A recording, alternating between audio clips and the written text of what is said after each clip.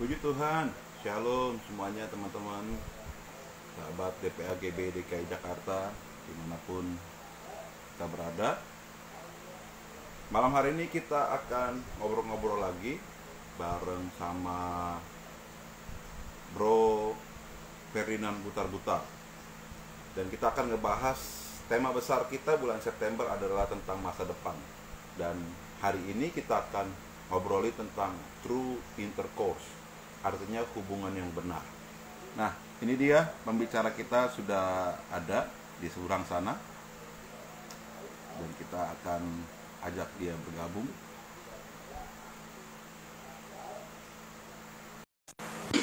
Buat teman-teman yang sudah join, boleh share ke teman-teman yang lainnya supaya kita bisa sama-sama ngobrol tentang hal-hal yang luar biasa malam hari ini. Puji Tuhan. Shalom, Bro Ferdinand. Shalom. Gagas sekali malam hari ini ya. Shalom. Bagaimana kabar? Sehat, luar biasa. Lagi gimana? Sehat, Tay? Puji Tuhan, puji Tuhan, puji Tuhan. Oke. Ya, sekali lagi buat teman-teman yang sudah ikut gabung di IG Live DPAGB DKI Jakarta, Youth Talk. Dan malam hari ini kita akan ngobrolin true intercourse. Ya, hubungan yang benar, di komunitas yang benar. Dan tema besar kita di bulan September ini adalah tentang masa depan. Jadi, masa depan kita berpengaruh dengan bagaimana kita bergaul, bagaimana kita punya komunitas, punya circle, kalau zaman sekarang bilangnya circle. Dan sebelum kita ngobrol lebih lanjut, dan mungkin ada pemaparan singkat tentang true intercourse ini dari Prof. Ferdinand, kita akan terlebih dahulu berdoa. Kita berdoa, semua teman-teman. Kami bersyukur buat malam hari ini, buat kebaikan Tuhan, buat kasih karunia Tuhan dalam kehidupan kami, dan kami percaya berkat Tuhan akan memberikan kepada kami pengertian, pemahaman, hikmat bagi kami, sehingga kami sebagai anak-anak Tuhan boleh terus mengerti apa yang menjadi kehendak Tuhan bagi kami. Berkati hamba-Mu, Prof. Ferdinand Butar-Butar Tuhan, Tuhan tolong apa yang kami sampaikan, berkati juga setiap kami yang sudah ada ikut menyaksikan IG Live ini Tuhan tolong. Dan untuk pelayanan malam hari ini kami serahkan tangan Tuhan untuk seluruh fasilitas yang kami pergunakan ya Tuhan. Kami mohon pertolongan daripada Tuhan saja. Di dalam nama Tuhan Yesus Kristus, haleluya, amin. Ya, puji Tuhan, selamat bergabung Kakak Resti, ada Bro Suwarmo Asmoro, Kakak Sirait Adlin. Shalom, apa kabar Kak Adlin? Ya, luar biasa. Silakan Bro Ferdinand. Oke. Bicara tentang true intercourse. Selamat malam teman-teman DPA DKI Jakarta. Hari ini senang sekali saya bisa dikasih kesempatan sharing untuk tema malam hari ini berbicara tentang true intercourse, ya, true intercourse. Nah, saya mengawali pemaparan saya. Ada survei dari World Value Survey. Ya, dia mengadakan sebuah survei. Survei ini adalah lembaga Kristen, teman-teman. Dia meneliti remaja, khususnya remaja yang ada di dunia. Dan dari hasilnya dikatakan bahwa 90% remaja di Indonesia menganggap Tuhan itu penting. Ya, menganggap Tuhan itu penting. Ini berita baiknya. Wow. Ya. Nah, dan ini menandakan apa sebenarnya ya, orang Indonesia itu mencintai agama gitu loh. Artinya mau kita kepercayaannya apapun, kalau berbicara tentang urusan yang di atas pencipta langit dan bumi, itu pasti orang tuh pasti akan anak-anak muda tuh masih tertarik ke sana. Nah, berbeda dengan mereka yang ada diteliti juga. Jadi World Value Survey ini dia meneliti juga yang ada di Afrika Selatan. Dia teliti kalau untuk anak-anak remaja di Afrika Selatan tuh domain kehidupannya lebih kemana sih? Tadi kalau misalnya saya awali di Indonesia, domain kehidupannya lebih ke arah ke Tuhan gitu ya. Nah, kalau di Afrika itu lebih bicara tentang karir, ya, di Afrika. Jadi kalau misalnya kenapa bicara tentang karir ya, kita nggak heran ya, orang-orang Afrika itu suka berpetualang. Mereka ke benua sini, ke benua sana gitu. Mereka berusaha dan segala macam. Tipe-tipe pekerja keras juga ada di mereka gitu.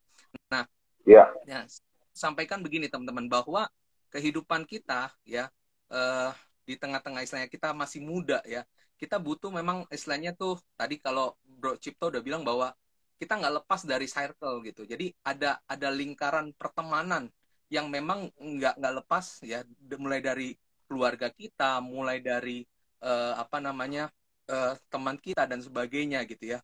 Tetapi yang menjadi daya tarik nih teman-teman nih ya, dari penelitian ini yang dilakukan oleh Evans Garey 2016, dia bilang begini, kalau dibilang remaja, urutannya itu apa sih? Teman, agama, rumah, tempat hiburan, dan keluarga. Nah, mereka itu lebih tertarik kepada teman, teman-teman.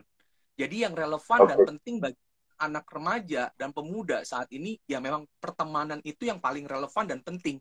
Makanya kita bahas Ya, tema hari, ya kita bahas tema hari ini karena memang benar-benar di masa remaja adalah masa mencari identitas, di masa kita masih muda adalah masa di mana kita pengen tahu, pengen mengenal siapa diri kita, sehingga kita butuh orang lain supaya kita makin kenal lagi dengan diri kita.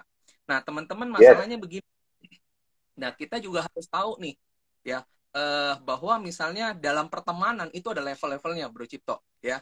Ada yang dibilang ya, teman cuma doang, ya kan? Kalau misalnya kita misalnya baru ketemuan nih, apalagi kalau teman-teman DPA gitu ya, buat event, buat acara dari gereja sini, dari gereja itu, ya baru kenalan gitu, baru tahu hmm, gitu loh. Ini dari KPA ini, tapi kita nggak tahu kehidupan sehari-harinya kayak gimana. Ada yang teman biasa, artinya ya teman mungkin waktu ya karena kita sekolah bareng gitu, SD bareng, SMP bareng, SMA bareng, kuliah bareng, bahkan kerja bareng gitu ya, teman biasa gitu. Tapi nggak ada yang lebih dalam lagi gitu. Tapi ada juga teman deket yang memang kita bisa ngobrol, yang ngobrol, bahas bahas hal-hal yang kayaknya apa namanya, lebih hal-hal yang lebih lebih dalam lagi sehari-hari pribadi ya. gitu, lebih sehari-hari. Tapi ada yang lebih lagi, ya ini menurut Susan Douglas White, dia bilang bahwa level pertemanan yang lebih tinggi adalah sahabat, ya sahabat. Oke, Di kalau sahabat itu dia nggak hanya hadir untuk kita tuh bisa ngomong tentang sehari-hari kita, tetapi dia ada di saat mungkin ya, waktu kita susah, di waktu kita misalnya lagi apa namanya, kita nggak diterima oleh orang lain, tapi dia ada untuk menerima kita di saat mungkin kita lagi jatuh, dia bangkitin kita, dia negur kita, dia hibur kita, dan ini memang ya. yang memang mesti terjadi dalam setiap kehidupan kita. Begitu, mungkin awalnya seperti itu, Bro Cito. Oke. Jadi eh, kalau menurut saya, apa namanya, masa depan sangat ditentukan dengan siapa kamu bersahabat. Betul nggak sih, bro? Yes, betul, betul banget. Ya. Betul. Jadi bukannya kita memilih-milih teman, tapi masa depan kita bisa dilihat dari siapa dan dengan siapa kita berteman. Nah, satu pertanyaan untuk pertama nih, supaya kita semakin membara lagi ya kan. Nah, ketika Tuhan bilang di firman Tuhannya, sesuai dengan apa kita yang bahas kita malam hari ini, janganlah kamu sesat. Pergaulan yang buruk merusakkan kebiasaan yang baik. Di Alkitab tingkatannya tuh udah sesat. Artinya ketika kita milih teman yang membawa kita kepada hal yang negatif, ini sudah bawa kata sesat. Janganlah kamu sesat. Artinya benar nggak sih kalau kita punya teman-teman atau punya pergaulan yang buruk, kita bisa dikatakan jadi orang yang sesat. Sesat artinya tersesat dengan masa depan kita, tersesat dengan apa yang biasanya kita lakukan jadi tidak kita lakukan. Itu seperti itu nggak, bro? Iya, jadi kan tadi seperti saya tadi sampaikan ya, dalam pertemanan itu ada level-levelnya. Jadi kalau dibilang Ah, janganlah, kan Alkitab kan tadi jelas bilang gitu ya, janganlah kamu sesat ya, gitu ya. Pergaulan ya, yang buruk, arti kata pergaulan ini, kalau kalau kita harus ngerti nih, kata pergaulan itu kan istilahnya bener-bener apa namanya, aktivitas yang dilakukan secara terus-menerus, secara intens gitu. Aktivitasnya oke. itu meliputi istilahnya di situ kita ada apa namanya, kita ngobrol. Nah, kan ada pemikiran-pemikiran yang masuk dalam diri kita, kemudian kita bisa melihat Ah, perilaku-perilaku. Kenapa anak remaja istilahnya nggak pernah tahu rokok gitu, tapi ketika istilahnya orang lihat ngerokok dia jadi pengen ngerokok gitu. Dia nggak tahu narkoba gitu. Tapi ketika orang yang pengen nyoba itu pengen juga gitu. Jadi ini yang istilahnya dibilang Alkitab katakan janganlah kamu sesat gitu. Ketika istilahnya kita terlalu dalam gitu, level pertemanan kita terlalu dalam, kita salah memilih teman, maka kebiasaan-kebiasaan yang baik dalam diri kita itu bisa hilang gitu. Oke. Jadi karena setiap hari berkomunikasi, setiap hari bertemu, bisa membuat kita akhirnya jadi terbawa-bawa gitu ya. Nah, tapi begini bro, bukankah harusnya bukan faktor eksternal yang mempengaruhi kita, tapi harus dari dalam diri kita yang mempengaruhi lingkungan. Nah, ini mungkin nggak semua teman-teman bisa kuat kayak begini. Begitu kan? Seperti tadi, kalau kita ada di lingkungan yang orang-orang yang ngerokok, anak-anak muda yang ngerokok, lalu minum-minum keras, narkoba, gitu kan? Sedangkan kita enggak, tapi kita ada di situ terus. Hal apa yang harus kita lakukan? Kan pasti kita nanti kalau kita alim, apalagi di zaman sekarang, lo jangan ngerokok, lo jangan minum, nggak bagus, ngapain sih pakai narkoba? Pasti kita dibilang, yang pertama kalau cowok kan, banci lo, kan gitu. Lalu yang kedua, gak asik basi lo orangnya. Nah, ini hal apa yang harus kita lakukan? Buat teman-teman di luar sana, anak-anak muda, anak-anak remaja yang tadi bro bilang sedang cari jati diri. Apa yang harus mereka lakukan untuk hal seperti ini? Nah, makanya kita harus kembali lagi nih, kita sebagai anak muda, sudahkah kita menerima diri kita? Karena persoalannya kita butuh teman karena kita kan mau pengen diterima. Karena masalahnya banyak kurangnya nih, apalagi mungkin istilahnya nggak menemukan misalnya contoh ya, kenapa misalnya gue bisa diterima dengan kalangan orang rokok? Ya karena mereka bisa terima siapa aja. Dibandingkan misalnya orang yang udah sering ke gereja, yang taunya cuma hanya ngekritik, ya yang tahunya cuma hanya istilahnya berbau, pokoknya kalau udah salah ya udah gitu, dijat dan segala macam. Nah ini yang memang harus kembali lagi tadi kalau bilang bakal dirajam ya. Iya, jadi kita harus balik kalau lagi. Kalau orang gereja gitu ya. Iya, ya ada beberapa oknum. Kirain semua orang gereja begitu, bro. Kalau saya contoh nih ya, gue mau tanya sama lu, kalau misalnya contoh ada orang misalnya di gereja kita nggak pernah orang tatoan datang, tiba-tiba ada orang tatoan datang, pasti kita ngapain coba? Kan shock gitu. Biasanya istilahnya ya, anak-anak youth kita, anak remaja kita biasa, begitu datangnya istilahnya mereka yang bertato gitu, kita pikir ini penjahat atau bukan, padahal dia tuh dia pengen datang ke gereja, pengen ketemu Tuhan gitu loh. Nah persoalannya kadang-kadang kita nggak siap gitu loh. Kadang-kadang kita gereja, komunitas nggak siap, sehingga banyak orang mencari pergaulan yang bebas itu loh. Pergaulan bebas yang bisa siap menerima dia apa adanya, yang siap membentuk istilahnya membentuk kebiasaannya dia gitu. Ya karena gini, kebiasaan itu nggak bisa instan memang bro. Aslinya nggak bisa satu kali langsung kebentuk. Ya kan? Itu kan karena tadi saya katakan ada hal yang terjadi, aktivitas yang terjadi terus-menerus. Ya, mulai dari dilihat, mulai dari bercakap-cakap. Nah itu kan terekam di pikiran. Nah waktu terekam di pikiran, ini akan menjadi sebuah perilaku gitu. Nah makanya ketika habit itu berbicara tentang apa sih? Budaya gitu loh. Kalau misalnya udah jadi budaya, itu yang agak susah bro. Makanya tadi kan dibilang, janganlah kamu sesat, pergaulan buruk merusak kebiasaan yang baik. Itu berarti kebiasaan ya, udah menjadi habit gitu, udah menjadi budaya. Jadi yang tadinya cuma jadi habit biasa, itu udah budayanya jadi masuk, culture yang baru masuk dalam dirinya gitu. Oke, luar biasa sekali. Nah, buat teman-teman yang sudah ikutan join sama kita di IG Live DPA GBD DKI Jakarta, kalau ada mau pertanyaan tentang true intercourse, hubungan yang benar, komunitas yang benar, circle yang sehat, silakan ditanya-tanya ya. Nah, saya ingin bicara tentang seorang Yusuf ya. Yusuf, dia punya circle yang nggak sehat ya, saudara-saudaranya kalau circle-nya Yusuf ya. Nah, dari circle yang seperti ini, Yusuf punya tindakan yang benar. Nah, bagaimana kita caranya nih untuk misalnya mungkin bro pernah mengalami gitu kan, di masa-masa SMP, SMA, ya, diajakin ngerokok, diajakin cabut. Hal apa yang harus kita lakukan untuk menolak atau untuk tidak ikut ambil bagian di hal-hal yang buruk tadi, begitu bro? Ya, kan Rasul Paulus kan pernah bilang ya, segala sesuatu tuh baik, tetapi untungnya tuh apa gitu loh. Jadi Ya, sesuatu sebenarnya boleh gitu, tetapi balik lagi tujuannya tuh apa? Apakah tujuan itu membangun diri kita ataukah merusak kita? Tuh. Nah, jadi memang harus harus kembali lagi kalau misalnya kita ngerti apa yang kita lakukan itu punya dampak yang positif, ya kita lakukan itu gitu. Tapi kalau misalnya itu dampaknya negatif sama diri kita, itu buat apa? Misalnya contoh tadi kayak bro tanya, pernah nggak gue SMP misalnya ditawarin rokok? Pernah. Nggak usah ditawarin, gue sendiri udah ngambil rokok gitu loh. oh Nah, gitu, oke.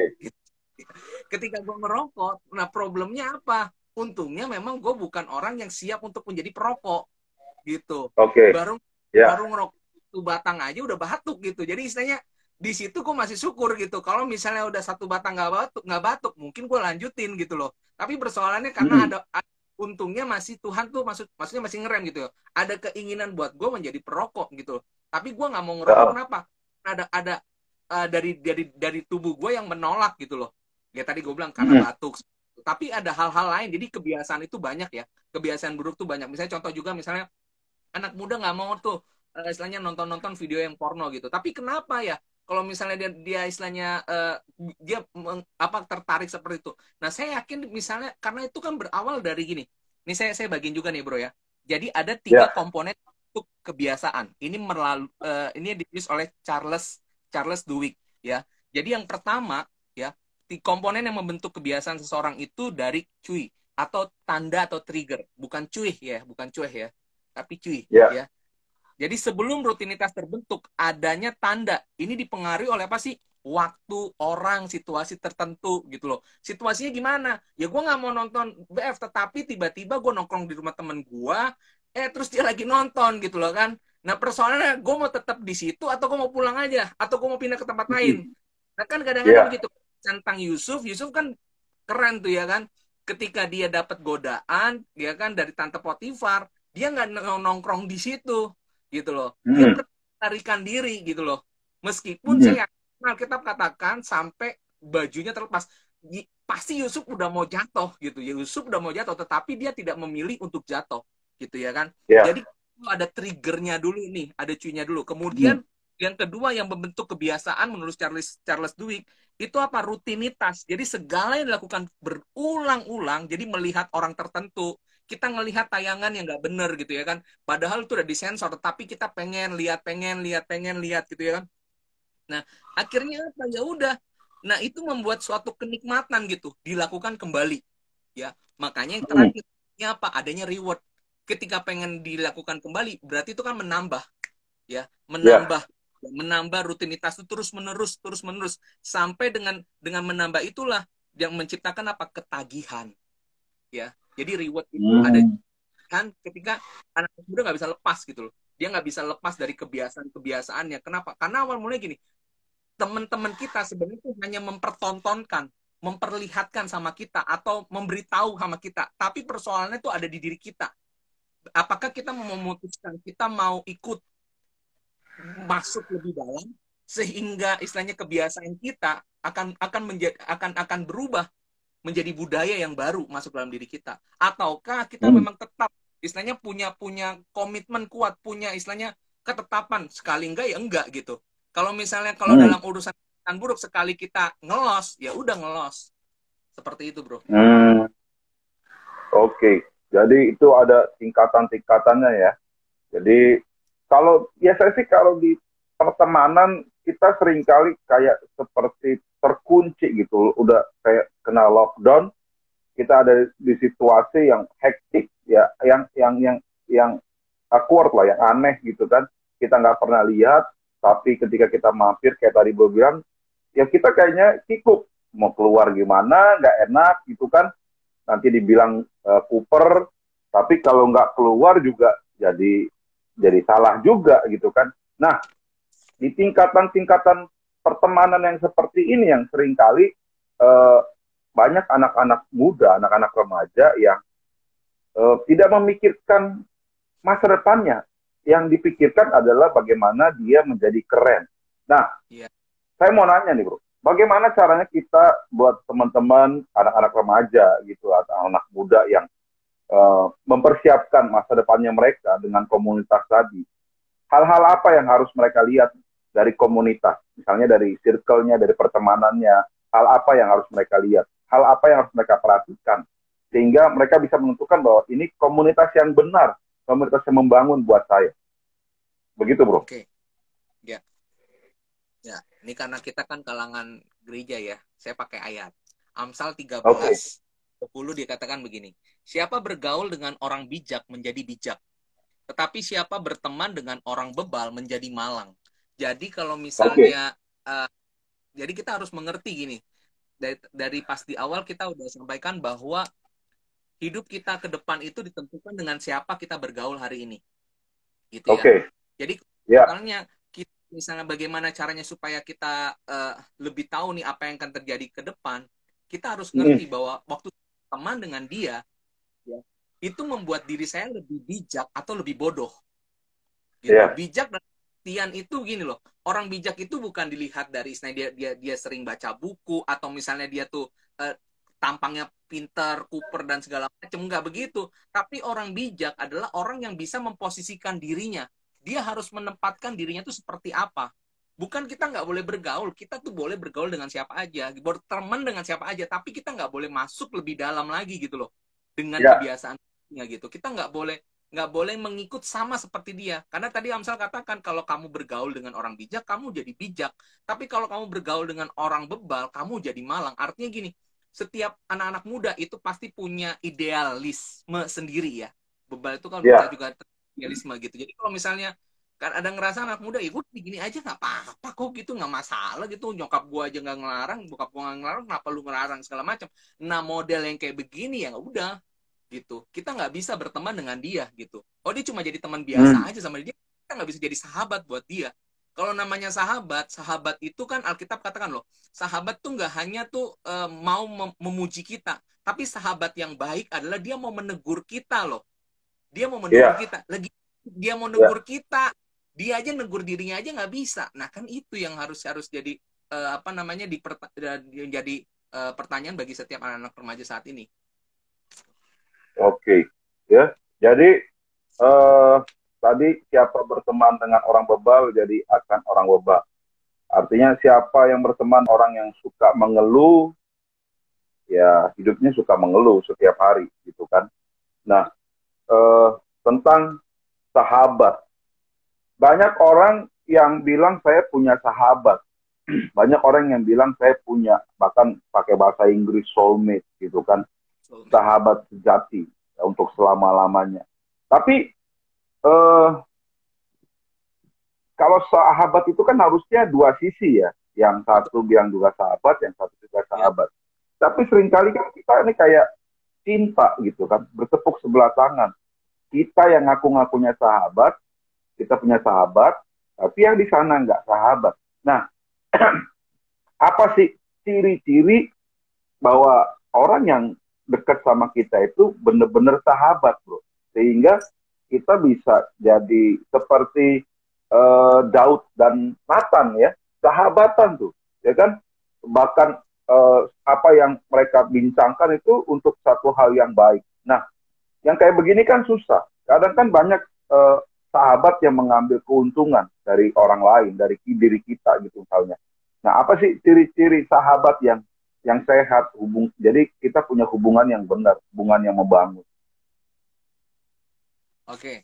Pertama, ciri-ciri sahabat yang sehat itu adalah pertama, sahabat yang istilahnya tahu kita luar dan dalam kita. Ya, artinya tidak ada di sana tuh nyerok gitu. Sahabat yang baik tadi kan memang harus menerima dulu nih. Satu sisi saya menerima kamu, kamu menerima saya. Ya, yang kedua kita Ya, harus terbuka, tidak ada topeng, tidak ada istilahnya manipulasi di sana, jujur apa adanya begitu ya. Kemudian sahabat yang ya, ketiga adalah ciri sahabat yang ketiga, bagaimana sahabat itu tuh bisa membuat kita ini lebih dewasa gitu menyikapi kehidupan. Nah, ada banyak sahabat yang istilahnya gini, pengen ngajarin kita untuk memakai jalan pintas gitu loh. Ya kan, Ya. pakai instan aja. Nah, banyak anak-anak muda kan begitu kan, nggak kuat lah inian segala macam. Akhirnya ya udah dia jual Yesusnya gitu. Istilahnya dia udahlah Hmm. nggak usah lah hal-hal yang rohani itu nggak perlu lagi gitu tuh. Dikit-dikit doa, dikit-dikit doa. Emang doa tuh bikin buat apa? Nah, ya memang sih doa emang nggak buat apa-apa, tapi istilahnya orang yang banyak berdoa dia pasti akan tenang ngalamin ngadapin masalah gitu ya kan. Nah tapi kalau dia Nah, punya sahabat yang baik, dia akan bisa membuat sahabatnya itu ya makin dewasa gitu loh, ya makin dewasa. Dia pun juga akan belajar dengan sahabatnya dia gitu, karena yang saya pelajari begini, kita nggak mungkin bisa sama seperti sahabat kita.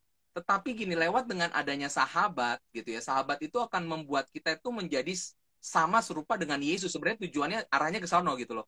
Bukan tujuan kita tuh ya, pengen pengen jadi sahabat dia. Misalnya lu sama gua nih, gua ya, nggak mungkin lah jadi kayak Cipto gitu, karena gue beda sama Cipto. Cipto juga nggak mungkin jadi kayak Ferdi. Tetapi kita ya. ini kemana sih? Sama-sama ke arah Kristus gitu loh. Karena apa? Perubahan gitu, perubahan yang kuat gitu. Yang serupa Heeh. segambar. Iya. Jadi kalau punya sahabat yang kayak begitu tuh harus dijaga ya. Tapi percayalah akan ada gesekan ya. Tapi itu kalau kita memahaminya dengan cara berpikir orang dewasa, akhirnya kita bisa saling mengerti, saling memahami satu dengan yang lainnya. Ya, shalom Bro Nehemia Kambu. Ya, shalom. Thank you udah mau bergabung. Shalom. Nah, sekali lagi buat teman-teman yang sudah ikut join sama kita, boleh di-share IG Live ini ke teman-teman yang lain di komunitasnya, di circle-nya. Kalau pengen punya circle yang membangun, punya circle yang positif, nah ini di-share nih IG Live kita ya.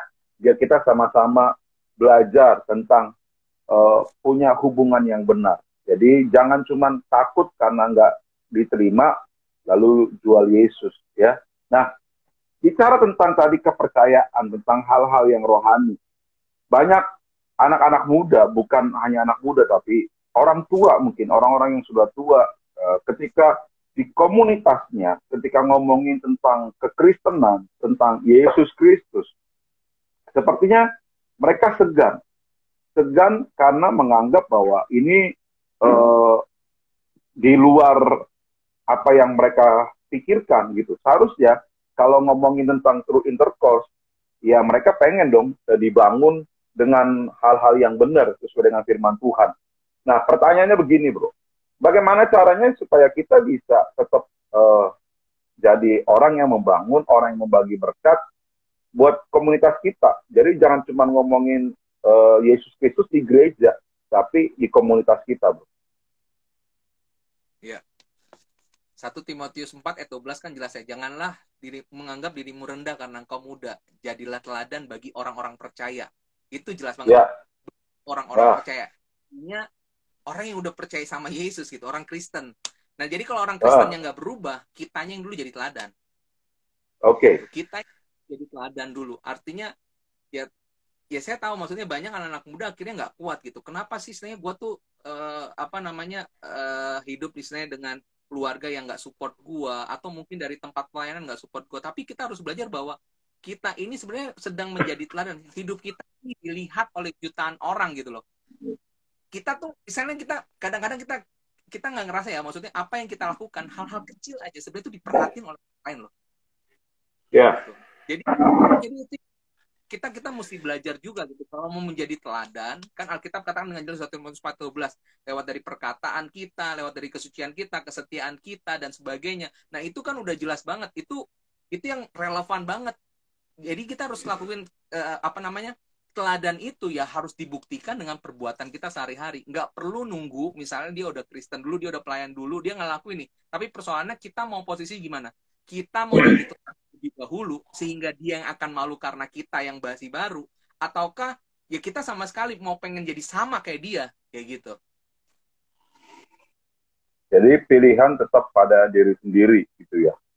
Ya. Ya.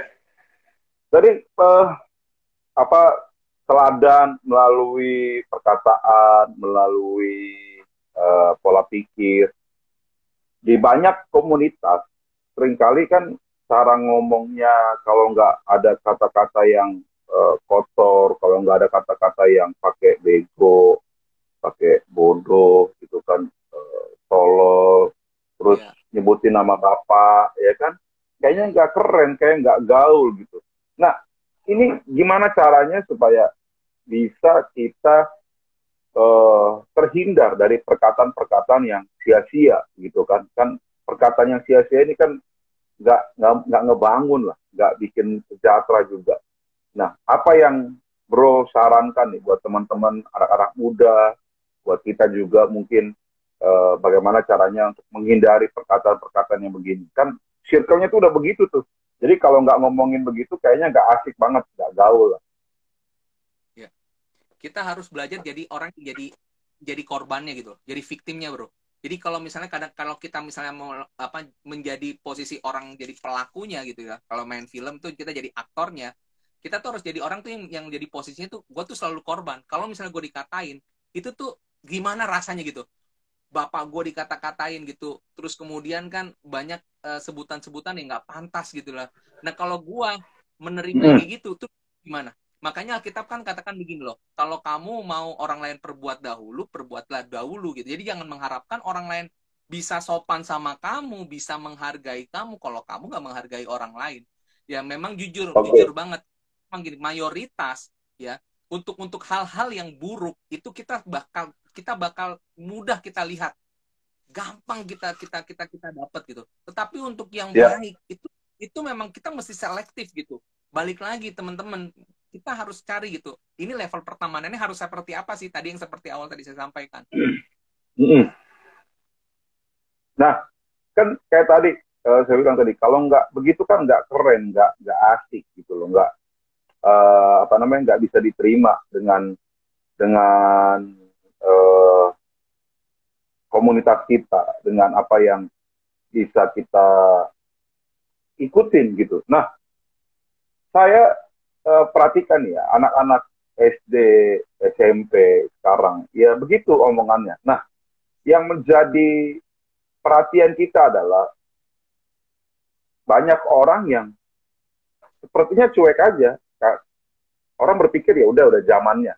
Nah, kita sebagai orang dewasa, apa yang harus kita lakukan ketika ada gerombolan atau anak-anak muda, anak-anak remaja yang ngomongnya tuh yang nggak sehat lah, nggak membangun. Apa yang harus kita lakukan untuk hal yang seperti itu?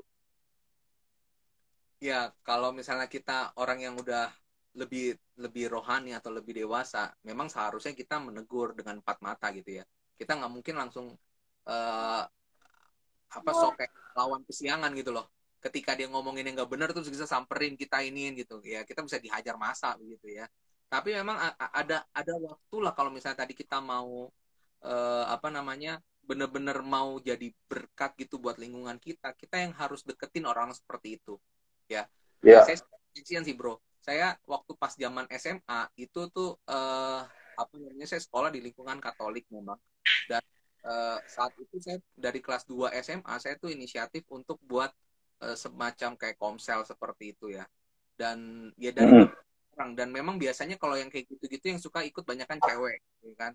Nah Ya. eh, dan hampir memang kayak misalnya kita yang ikut seperti itu pasti kita ngomongin gitu loh. Diomongin yang Mm-mm. enggak loh, ah lu mau jadi pendeta lu gitu segala macem gitu, pokoknya inian udahlah lu kayak kita segini segala macem gitu ya. Dan tapi saya bersyukur, maksudnya kita tuh tetap melakukan hal yang istilahnya gini, saya belajar untuk tetap ya menjadi berbeda dengan mereka gitu loh. Ya tetap istilahnya gini, ketika istilahnya mereka dengar kita nyanyi-nyanyi segala macam gitu, sebenarnya dari nyanyi-nyanyi kayak begitu itu bisa bisa maksudnya gini, kita mengubah yang tadinya istilahnya apa ya, membuat hobi itu tuh benar-benar bisa jadi untuk memuliakan Tuhan. Jadi yang tadinya dia, Ya. karena kan gini, banyak hal kenapa sih anak-anak muda melakukan hal-hal yang nggak aneh-aneh, karena sebenarnya kan nggak ada kerjaan gitu loh, nggak ada kerjaan, Mm. jadi nggak ada tujuannya gitu. Tapi kalau dia punya tujuan yang Ya. hobi kita gunakan untuk hal yang baik, saya juga rekrut tuh anak-anak yang jago main musik segala macem. Lu bisa main gitar nggak? Gue nggak ngerti lagunya segala macem. Nih gue kasih nih kunci chordnya nih segala macem. Ya dia tadinya cuma bisa mainin lagu-lagu ini, tapi gue kasih itu main gitu loh. Akhirnya mulai dari dia Ya. nggak perlu saya ngomong juga negur gitu. Akhirnya mereka yang ngomongin yang aneh-aneh, kata-kata yang nggak pantas segala macem, ngikut dengan sendirinya. Dan kemarin satu-satu kesaksian, bahkan ternyata setelah misalnya setelah dia ikut Komsel, dia memang akhirnya memang ada satu bandar narkoba, bro. Satu bandar narkoba. Dan waktu dia jadi bandar narkoba, dia bilang begini, dia sempet ketangkep gitu loh, sempet ketangkap, dan dia bilang, gue tuh inget tuh lagu-lagu yang dinyanyiin sama si Ferdi sama temen-temennya gitu-gitu. Nah, itu biasa gitu. Kita tuh banyak cuma dulu tuh nyanyi-nyanyi, nyembah gitu, terus baca Alkitab, nggak pakai pendeta, nggak pakai apa-apa, kita yang jadi itu. Tapi di situ dia bilang, kalau gue denger lagu itu ketika gue ada di penjara, itu yang membuat gue tuh gini, gue tuh istilahnya ngerasa kok gue gue tuh udah jahat banget gitu loh. Kenapa sih gue nggak bisa kayak mereka gitu loh? Kenapa kok gue buat masa muda gue yang harusnya gue belajar bener-bener, tapi gue jadi bandar sejak gue jadi SMA gitu loh. Dan istilahnya gue nggak punya masa depan lagi gitu. Sampai berapa kali akhirnya dia coba kontak saya, ya akhirnya puji Tuhan sih, ya kita layanin, kita ini, ya akhirnya memang dia sekolah Alkitab, dan hari ini dia jadi penginjil yang luar biasa. Seperti itu. Jadi kadang-kadang yang kita lihat kayaknya nggak mungkin gitu ya, sebenarnya kita sedang menginvestasikan diri kita sebenarnya. Nah, persoalannya teman-teman mau nggak? Sekali lagi kita ketika ada orang-orang yang istilah di depan kita melakukan hal-hal yang nggak pantas gitu, melalui ucapan atau tontonan dan segala macam, mungkin kita nggak bisa jadi sok pahlawan yang langsung negur dia di depan. Tetapi buatlah dirimu hal yang berbeda gitu, ya. Jadi kalau kamu punya bakat, jadikan bakat itu sebagai suatu hal yang bisa kamu salurkan. Misalnya tadi saya bilang, dia punya bakat musik nih, ya udah lu nyanyi main lagu rohani, gue yang jadi WL-nya atau gantian, coba belajar lagu, gue yang jadi main gitar, seperti itu, bro. Ya, diperlukan konsistensi tingkat tinggi juga itu, untuk bisa tetap bertahan dari hal-hal yang tadi banyak cemoohan gitu kan, banyak mungkin kalau orang nggak akan berani untuk tetap bisa bertahan di situasi yang Bro Ferdi kerjakan, ya. Nah, tadi Bro yang mau bergabung itu silakan bertanya-tanya ya di kolom komentar, silakan sama kita, luar biasa, ya. Shalom juga Bro Ara Bakhtiar, Kafani bilang mantap ya. Jadi kita harus mantap, punya hubungan yang mantap, punya hubungan yang sehat, punya hubungan yang benar. Tentang hubungan nih, hubungan yang benar ini kan pasti kalau ngomongin remaja, ngomongin anak muda, ya kita dulu pernah lah ya, circle dengan komunitas kita, yang cewek dengan cowok jatuh cinta gitu kan. Lalu akhirnya berpacaran. Lalu sekarang kita lihat banyak orang-orang yang punya perilaku yang aneh, perilaku seksnya berbeda gitu ya. Nah, dari hubungan yang tadi seharusnya benar, mereka ngerti nih bahwa pria dan wanita yang seharusnya. Tapi ketika ada hal yang mereka lihat aneh, lalu itu membuat mereka ingin ikut, ini bisa terbawa. Nah, gimana sih apa yang bisa kita kerjakan, apa yang bisa kita sampaikan atau kita edukasi buat anak-anak remaja supaya perilaku seksnya nggak menyimpang. Kan ini kita ngomongin hubungan yang benar, komunitas yang benar. Artinya kan nanti sampai mereka menikah gitu loh. Jangan sampai nanti ini suamiku, tapi yang ngomong cowok, kan gitu. Kan aneh kan? Kan gitu. Ini istriku, tapi yang ngomong cewek. Ya kan aneh kan gitu. Nah ini coba apa yang harus kita berikan sama teman-teman yang punya perilaku yang begini, punya komunitas yang aneh. Gimana bro? Atau punya pengalaman kah? Bukan pengalaman pribadi, maksudnya melayani teman-teman yang seperti itu begitu. Ya kalau saya ingat zaman sekolah ya, dulu kalau zaman sekolah tuh orang pacaran, buset deh udah kayak suami istri, pangku-pangkuan, terus di kelas segala macam gak ada gue inget ya kayak gitu tuh zaman dulu tuh, ya emang sih itu kayaknya lalu lu ngelakuin kayak gitu kan, emang kesel sih. Gue kalau kakak dia tuh gue hajar gitu, mau kesel karena jomblo gitu. Tapi bro. Ya, tapi memang sekali lagi. Eh, Kalau misalnya teman-teman tahu area teman-teman misalnya dalam hal seksual itu membuat kamu misalnya kamu bakal jatuh misalnya contoh ketika kamu sendiri, ya Hmm, kan? Ya kan? Misalnya ketika sendiri gue enak nih nonton film atau misalnya gue enak di kamar mandi kayak gitu kan. Nah, hmm, sebenarnya yang kayak begitu butuh teman, butuh seseorang. ya, Carilah yang tepat untuk kamu untuk ngobrol gitu loh. ya, Ngobrol apa? Ngobrolin yang memang lu lagi mikir, lagi sugesti. Gue kalau kalau bahasa orang lagi sange kayak gitu loh. Kayaknya gue lagi ya, ini ya nih ini. Nah itu harus cari orang yang tepat bisa denger. Kalau misalnya lu lagi sange terus udah tahu nih, dia pacarnya emang nggak bener ya udah, lu iniin aja gitu. Nah itu ya kita nggak akan bisa. Tapi carilah orang yang istilahnya bener-bener bisa menjadi apa ya, menjadi ya dalam hal perbuatan teman-teman pasti tahu lah tahu sebenarnya Tuhan tuh gini, Tuhan tuh baik banget ya. Karena dia tuh bisa memasangkan kita dengan orang yang istilahnya punya level kehidupan yang jauh lebih daripada kita. Sebenarnya orang yang kayak yes. begitu, kita nggak bisa jauh dari dia. Kita tetap butuh Hmm, dia gitu loh. Dan pun sebenarnya tetap butuh kita. Artinya apa? Kita tuh dia nggak akan merasa bahwa dia akan menggurui kita enggak. Tapi dia akan justru dia akan dengan suka hati dia akan senang ketika istilahnya dia bisa jadi teman buat kamu. Nah, saya waktu itu pernah melayani dengan anak muda yang istilahnya seperti itu saya bilang dia pengen sange segala macem terus dia telepon saya gitu. Terus saya cuma bilang begini, lu biasanya ngelakuin apa? Apa yang lu pikirin segala macam terus pokoknya ngomongin apa yang dia ngalamin dan segala macam saya bilang gini, coba deh lu pikirin gini, ada nggak satu hal yang bisa lu lakuin jauh apa namanya yang lebih baik daripada itu. Terus dia cuma ya, bilang gini, saya bilang lu punya hobi lu apa sih? Hobi itu gini lah kegiatan yang lu paling suka. Lu nggak mau diganggu kalau lu ngelakuin itu. Terus saya bilang dia ngomong gini, gua paling hobi bro untuk gambar sebenarnya. Gitu. Akhirnya ya udah gue bilang, ya udah lu gambar. Gitu. Gua temenin lu gambar kayak gitu daripada lu sendiri lu segala macem. Ya udah. Akhirnya ya. memang mesti gitu kita harus memindahkan gitu.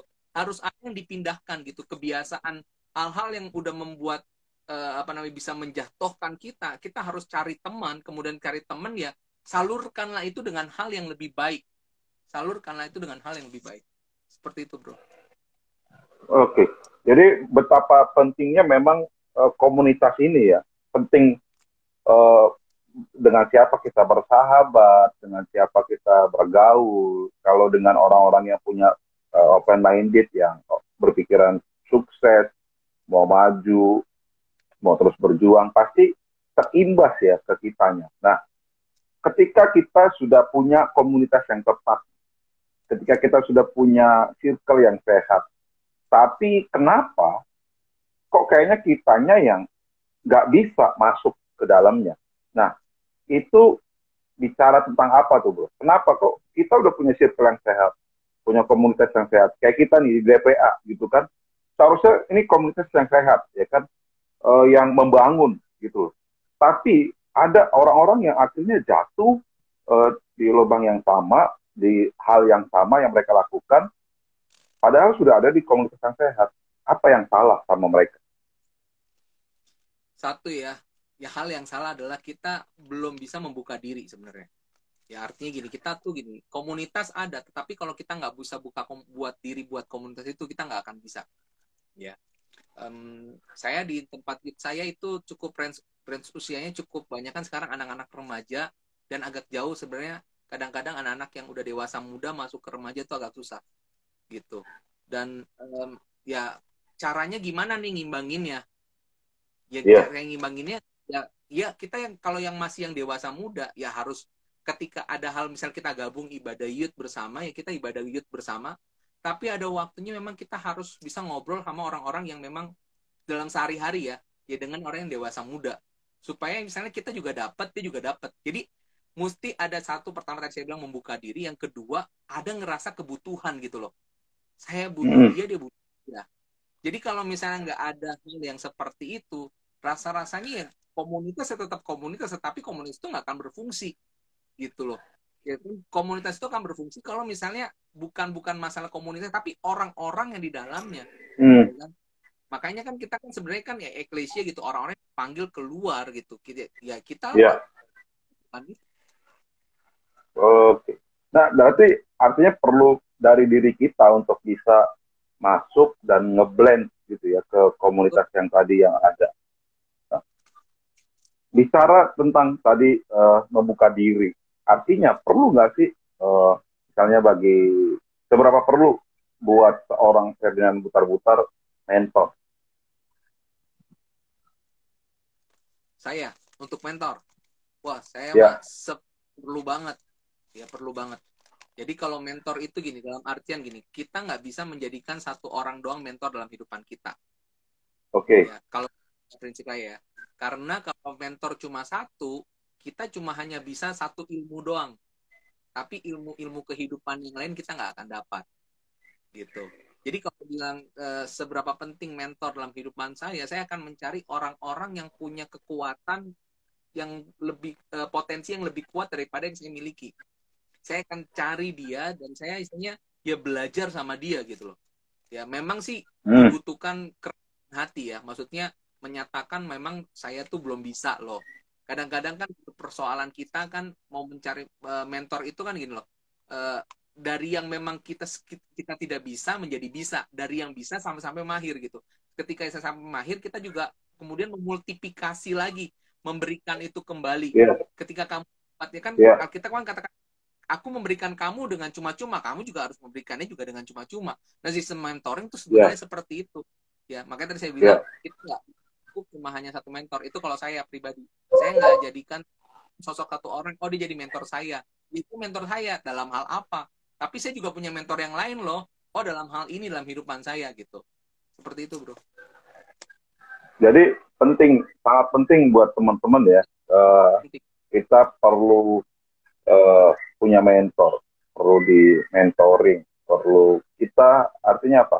Ada orang yang memang sudah lebih dewasa dalam satu bidang tadi. Nah, kita kalau mau belajar dengan bidang itu ya kita harus belajar sama orang yang sudah memahami, yang sudah lebih dulu terjun di dunia apa yang sudah terlebih dahulu dia pahami. Kayak tadi Bro Keren bilang bahwa dia punya mentor banyak bukan hanya satu ya supaya apa supaya memahami bidang-bidang lain di kehidupan ini. Nah, pentingnya mentor, pentingnya sahabat, pentingnya juga eh, apa namanya komunitas komunitas yang sehat, pentingnya juga kita bisa saling membangun. Nah, bicara tentang eh, hubungan yang benar, perlu dong kita jadi punya brother keeper, ya. Brother keeper ini bukan hanya bagi saya sih di atas sahabat gitu ya, di atas seorang mentor juga.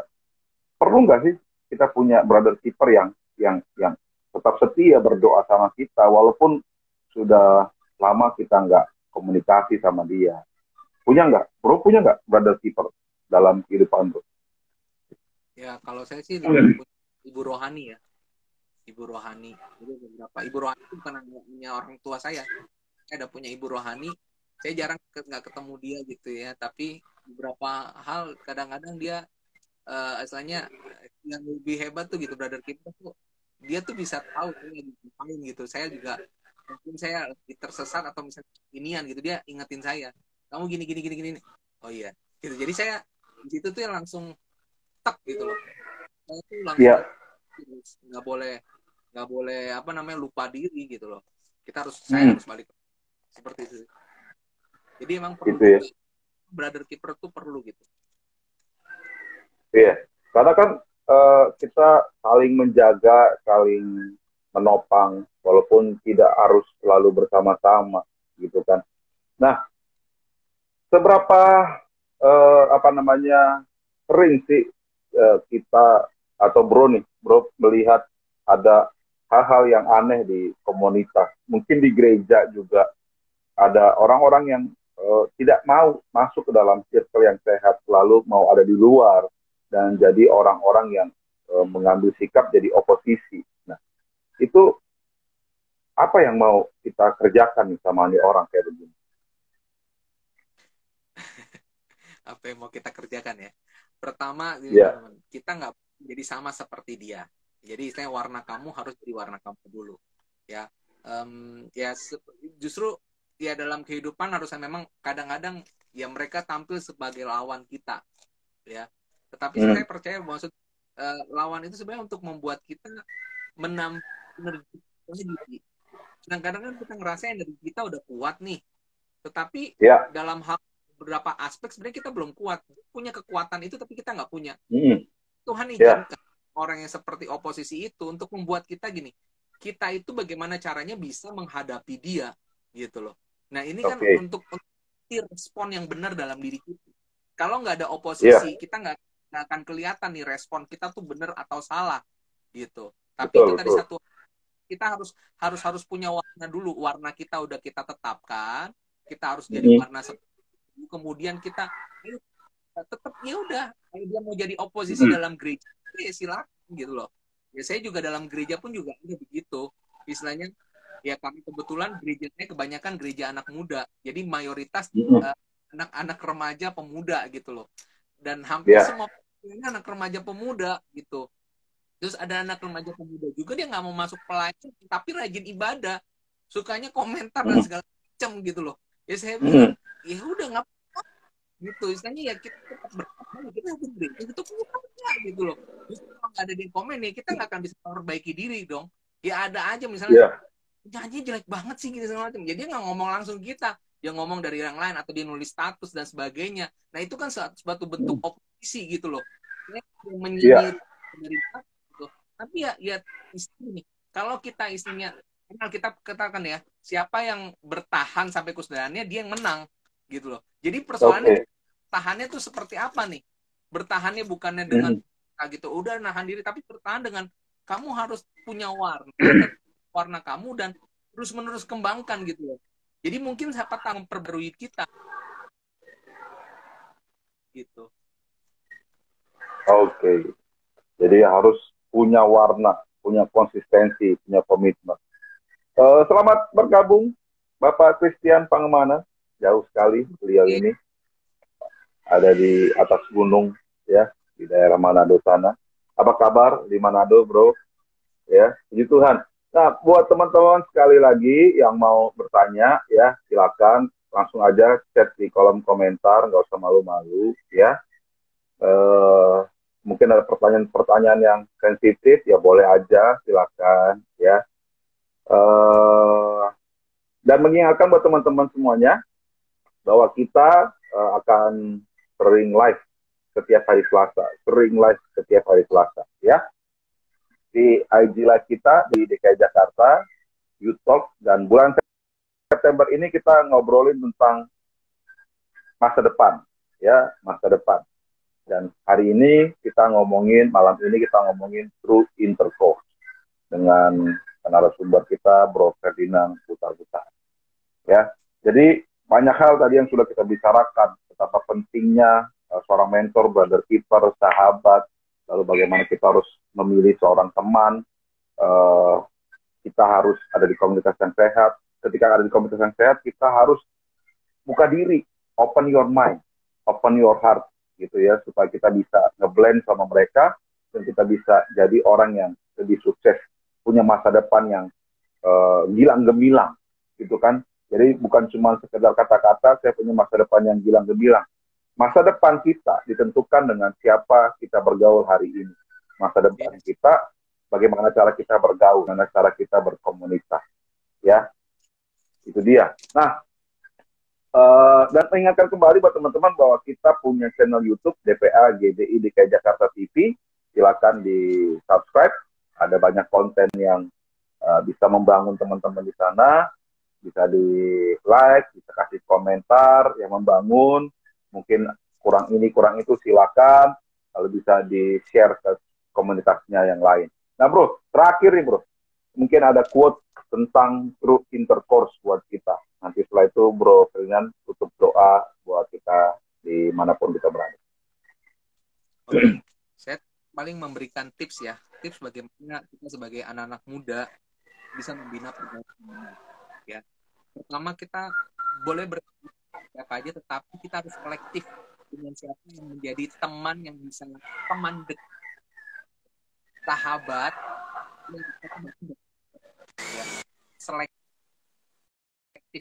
gitu ya. Karena kalau kita nggak selektif, ya kita nggak akan bisa mencapai masa depan yang gilang gemilang itu, ya masa depan yang Tuhan rancangkan. Karena Tuhan sudah merancangkan kok bahwa rancangan kita sebagai anak muda, rancangan Tuhan tuh besar, ya panjang ke depan atas kita, gitu. Yang berikutnya, ya buatlah lingkaran pertemanan itu teman-teman, ya lingkaran pertemanan itu. Jadi ketika kamu udah tahu level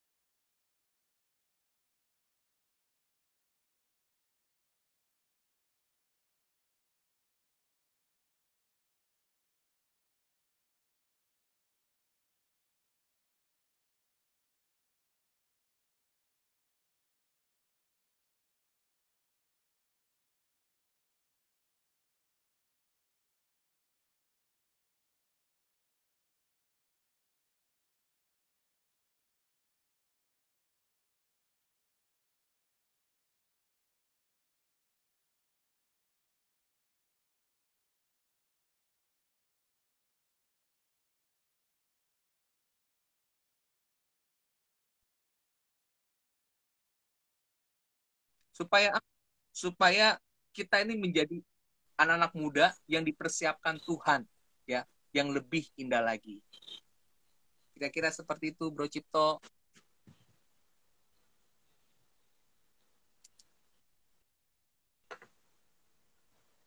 Ya, shalom, bro. Shalom, shalom, Aman. shalom. Ya, Delay saya lihat kamu. maaf, kayaknya buffering